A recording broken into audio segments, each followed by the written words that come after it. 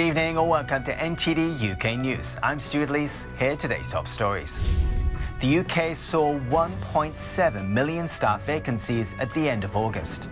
But which sectors are in the greatest need?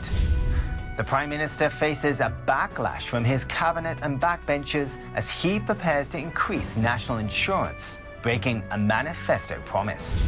And children return to school today with COVID measures from last year removed. One organisation has deep concerns for those classed clinically extremely vulnerable as a result.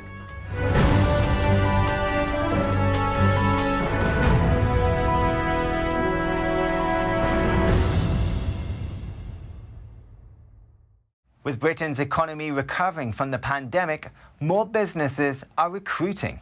But some sectors are struggling to find staff. NTD's John Robson has the story. In the last week of August, nearly 200,000 new job adverts were posted. In a report by the Recruitment and Employment Confederation, at the end of August, there were 1.7 million vacancies in total. The report says the number of new job postings has remained high since early June, and it's expected to continue. Drivers of heavy goods vehicles are top of the list of worker shortages, with more than 100,000 vacancies. Nurses and programmers and software developers come next, with vacancies for 80,000 and 70,000 respectively. The social care sector and care homes are in need of 50,000 workers and carers. The shortage at primary schools and nurseries stands at around 30,000 teachers and teaching assistants, while the catering sector is recruiting for 30,000 chefs. The shortage of sales and retail assistants, as well as cleaners and domestics, is around 25,000 each, and manufacturers are in need of 20,000 metalworking production and maintenance fitters, and over 6,000 carpenters and joiners. On Monday, leading employers group, the Confederation of British Industry, said it would take up to 2 years to fill these vacancies. The group says HGV drivers, welders, butchers and bricklayers should be classed as shortage occupations for immigration purposes.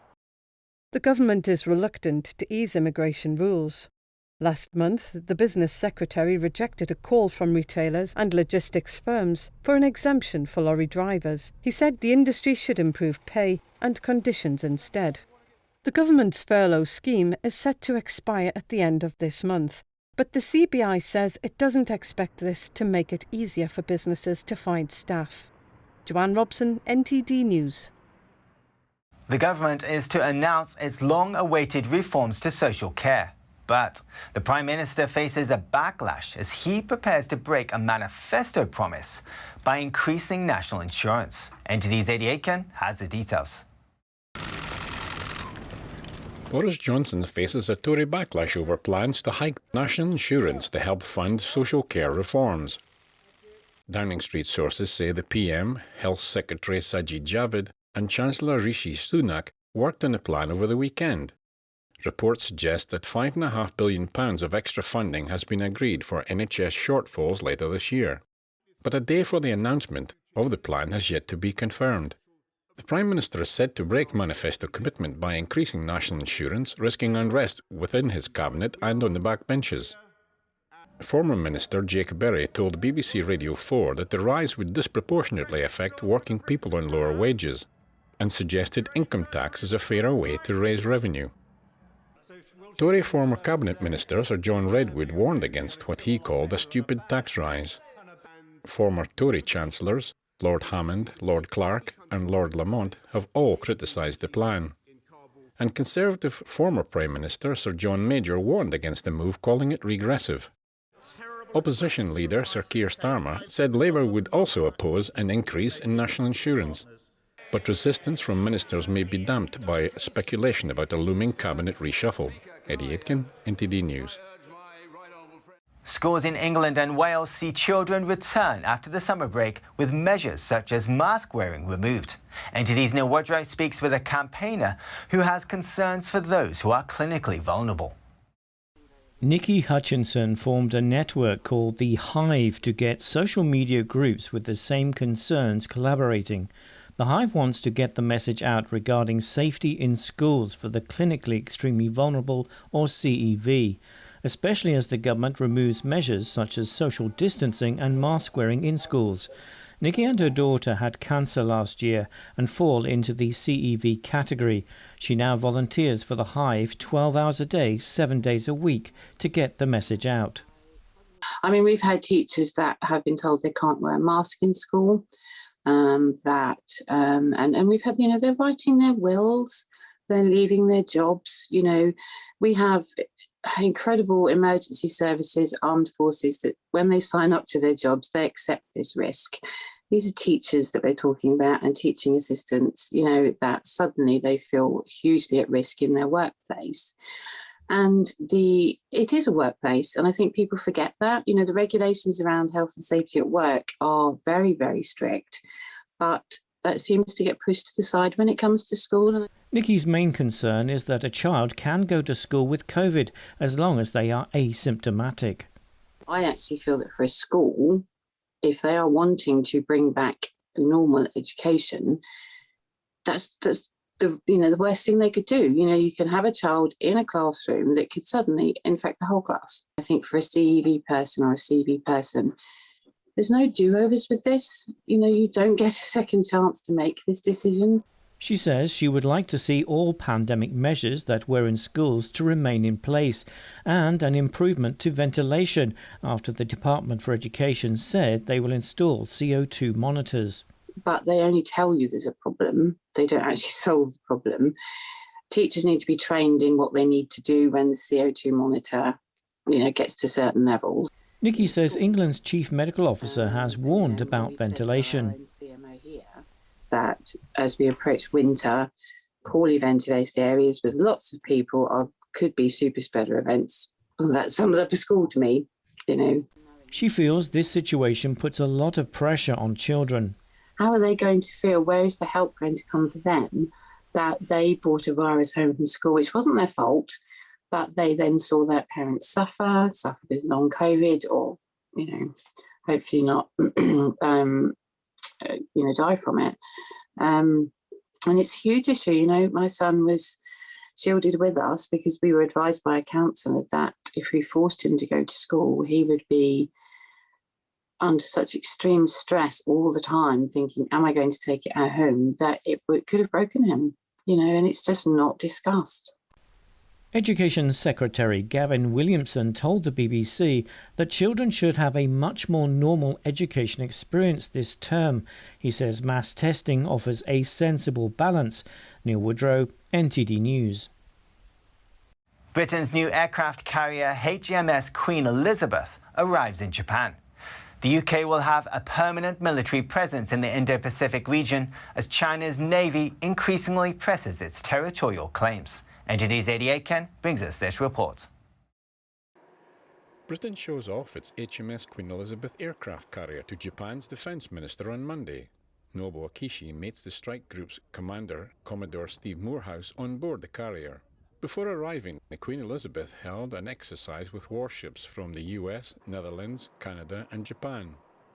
And the visit to Japan is hugely important and symbolic for us. I think the first time since the late 1990s that a UK aircraft carrier has been alongside in Japan. And I think it's the best evidence that you can see of our commitment to the Indo-Pacific region. The arrival of the £3 billion carrier starts a permanent British military presence in the Indo-Pacific. 2 warships will stay in the region as London looks for a bigger world presence following Brexit. While docked near Tokyo, the Queen Elizabeth will help Britain drum up business deals, hosting executives from leading Japanese companies. The prominence of this region is rising significantly in terms of growing economies, etc. Certainly post-Brexit, the United Kingdom's looking to establish deals and relationships now with a number of nations. And so the strike group is not just about hard power. Royal Navy officers explained to the Defence Minister and senior Japanese military commanders how stealth fighters launch from the ramp at the bow. Japan is seeking to expand its military cooperation beyond its traditional alliance with the US as China's Navy expands and presses its territorial claims. Eddie Aitken, NTD News. A report warns against Britain's reliance on trade with China. It says the dependence is a threat to Britain's national security. Lobby group The Independent Business Network finds more than 50,000 types of products being imported are almost exclusively from China. This involves 28,000 British firms. The report says about 2/3 of vital products in the fight against COVID-19 are from China. These include ethanol disinfectants, diagnostic test kits, face masks, PPE and adhesive dressings. The group's chairman and a former Director General of the British Chambers of Commerce called the scale of dependence on China frightening. He said China's growing presence in British industry is not just a threat to business, it is a threat to national security. The UK's oldest synagogue is surrounded by skyscrapers in London's modern financial district.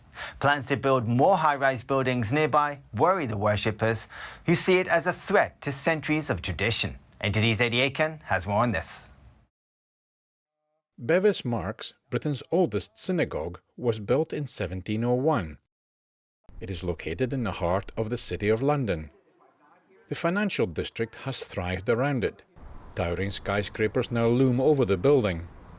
Proposals to erect 2 more nearby have the rabbi and worshippers worried. Right now it's beautiful with all of the light, and if these buildings were permitted to go forward, the light would be obscured and we'd only have 1 hour of daylight a day. The synagogue is a Grade 1 listed building. That means there are restrictions on the number of artificial lights that can be installed. Rabbi Boris says the proposed buildings would disrupt worship and the synagogue may close. Light is incredibly important for Jewish prayer, reading from the prayer book, and it's also the spiritual experience of when light kind of enters into the space and you feel that lift. Rabbi Morris hopes the synagogue will be considered in the same way as nearby St. Paul's Cathedral. I think the reality is that if a 50-story tower was proposed next to St. Paul's, it would be a non-starter.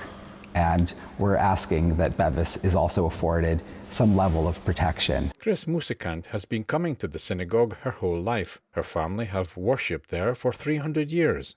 10 generations of her family got married at Bevis Marks. I find it exceedingly painful to think that because of some developments, it might cease to be a living entity. It isn't a museum, it is actually a living, very vibrant entity. The 2 buildings have been recommended to the City of London's Planning Committee. A decision is expected later this year. Eddie Aitken, NTD News. London researchers conducted their annual survey of seals living in the Thames estuary. The data helps keep track of the seals and monitor the health of the river. Here's NTD's Anna Rodriguez with the details. Researchers from the Zoological Society of London conducted their annual survey of seals living in the Thames estuary. The aerial, boat and land survey covered the sandbanks between Felixstowe and the Deal. So we're here to look at these very charismatic animals, the seals that we have on the Greater Thames estuary. We have 2 species, the harbour or the common seal, and then also the grey seal. The survey was undertaken over several days in August, when the seals come ashore to grow a new winter coat. These are a predator in the estuary. They give us an indication of the health of the estuary. So obviously they feed on fish, which feed on invertebrates, and they tell us how healthy our Thames is. The Thames seals are part of a resurgent ecosystem after the river was declared dead in the 1950s. They're also a protected species nationally, so understanding how to manage those protected populations. It's important to know what's happening on the local level, how many we have, where they are. The Zoological Society says the data will be fed into a national picture of seal distribution in Britain. This will help monitor the impact of threats such as disease and competition between species for food and habitat. Anna Rodriguez, NTD News. Still to come, thousands of people take part in a protest against COVID-19 restrictions in the Netherlands. That and more after the break.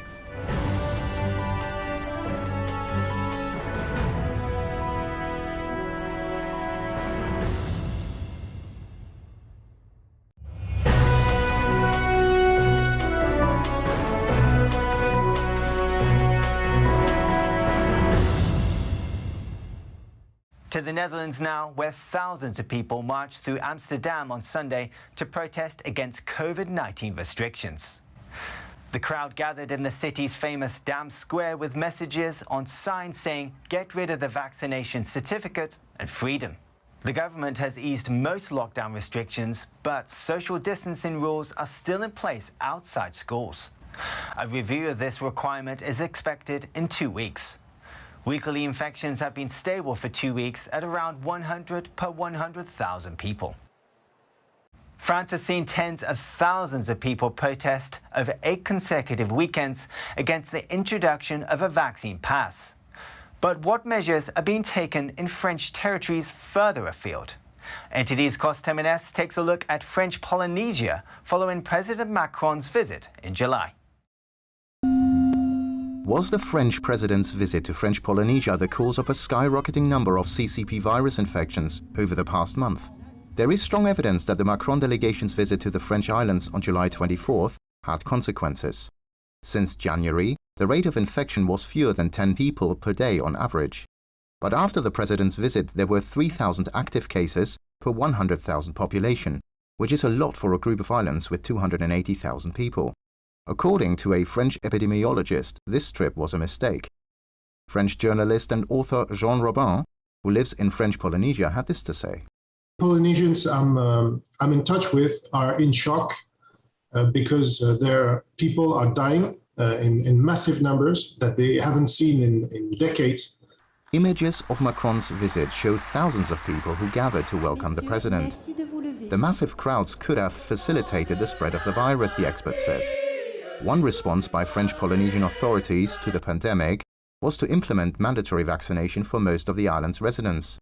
It's against so many laws, and it's against free will, when you believe it. So it's a nonsense, and in French Polynesia, it would be put in place on the 23rd of October. The law has been passed on the 23rd of August, and we have only 2 months to comply. Universal vaccine mandates have so far not been implemented anywhere in France or its territories, but there are already plans on other French islands. In New Caledonia, though no cases and deaths related to the virus have been reported, the government has announced mandatory vaccination for all adults by the end of this year. This can be done only with the consent of the French government, which has shown signs of support for the measure. According to Robin, this might be a way for the French government to test the universal vaccine mandate. Such a measure has not been implemented anywhere in the world, except for Turkmenistan, Tajikistan, and the Vatican. Polynesian government went ahead of the French government in implementing this mandatory vaccination. And I think this is to create a kind of a laboratory, both in New Caledonia and in French Polynesia, so that the French government can test mandatory vaccination in those faraway territories, so that once it's implemented in France, they know how to do it and how to deal with it. In France, vaccination is mandatory only for certain professions, such as healthcare workers, but the government said it could extend the mandate to other parts of the population. Thames, NTD News. Germany's ambassador to China has died suddenly at the age of 54, less than 2 weeks after taking up his post. He was a former foreign policy advisor to Chancellor Angela Merkel. Merkel said in a statement his death has shocked her deeply. Was Ihre konkrete Frage nach den Todesumständen angeht, kann ich Ihnen nur sagen, dass es keine Hinweise darauf gibt, dass der Tod in Zusammenhang mit Botschafter Heckers politischer Funktion steht. Jan Hecker presented his credentials at China's Foreign Ministry on 24th of August. He had started work at the Chancellery in 2015 as the head of a unit coordinating refugee policy. The cause of Hecker's death has yet to be confirmed. And in other news, Poland will donate 400,000 doses of the AstraZeneca vaccine to Taiwan, the Foreign Ministry in Warsaw said on Saturday. Only around 5% of Taiwan's 24 million population are fully vaccinated. It has already received 6 million doses gifted by Japan and the US, enabling it to speed up an inoculation program. Poland says the donation is a reciprocal move after Taiwan gave medical equipment during the first wave.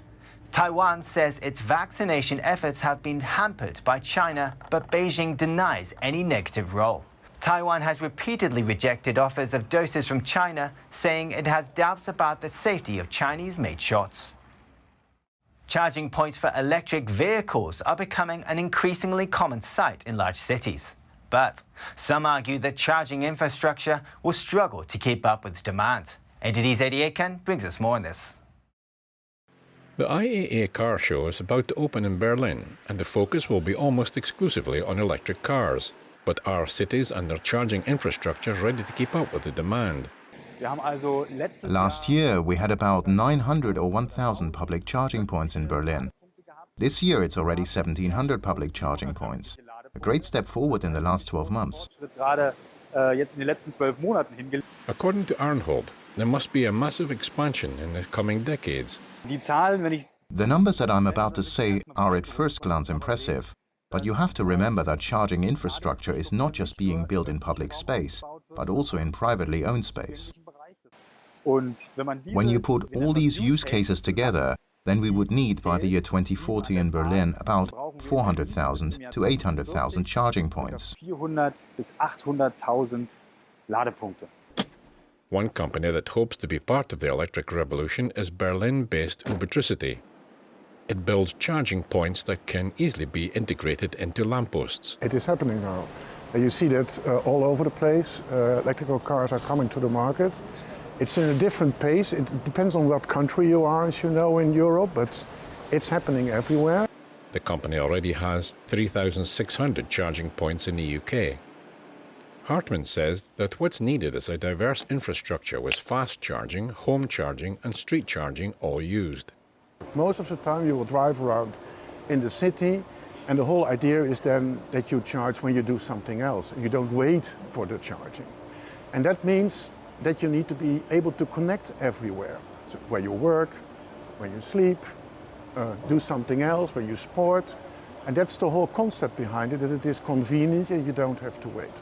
Ubitricity has announced its aims to install 50,000 charging points in the UK by 2025. Eddie Aitken, NTD News. Sailing boats charter companies in Croatia are struggling to keep up with demand this summer. More people are turning to the ocean for a safer and less crowded holiday. NTD's Trevor Piper has this story. Visitors to Croatia are taking to the sea as interest in nautical holidays skyrockets. Croatia have over 4,000 sailing charter boats. That means in high season there is not so much lonely bays, but still it's very safety and interesting way of have a vacation. Yachting holidays are one of the main offerings from Croatia's tourism sector. Season is extremely crowded. There is everybody are looking for a boat to have a boat, and we have no boats anymore. Some see it as a safer option, while others simply want a more isolated trip. It's a huge difference generally between tourism like beach and sailing away. When you sail away, la vita è bella, and people feel safe, people feel good. Croatia has hundreds of islands, offering a maze of bays, small beaches and picturesque villages along any route. You're more independent on your own than when you just stay on the land. So you will see much more of the nature of Croatia, and you will get really good impressions of how beautiful the country really is. According to statistics from the Tourism Board, Croatia has welcomed 9 million people in 2021 after a complete halt in 2020. Tourism usually accounts for 19% of Croatia's GDP. It is crucial for the country's economic sustainability as it battles a weak economy. Trevor Piper, NTD News. The bulls are running through the streets of Spain for the first time since the pandemic. The festival attracts many spectators, but remains a highly controversial topic among Spaniards. NTD's Eddie Aiken has more on this. Bulls charged through the streets of Villaseca de la Sagra on Sunday, chasing hundreds of runners. This is the first bull running fiesta in Spain since the start of the pandemic. It has been really hard because in normal times you'd get together with your friends, and now plans have changed. and you need to do that elsewhere. So we are very happy to be able to catch up on the streets. Health restrictions saw limits in place. 900 runners are allowed to race against the bulls each day. The crowd is limited to 1,300 people per run.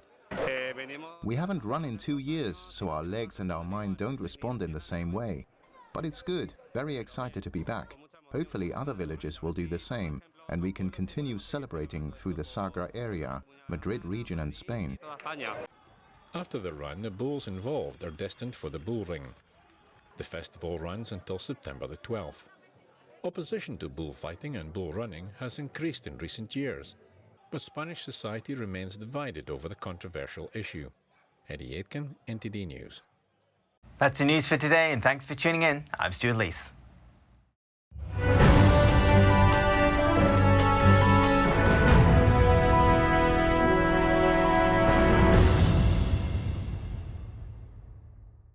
Thank you for watching our daily news show on YouTube. You can also watch our other programming on channel 190 on Sky TV or on Freeview via channel box on channel 271.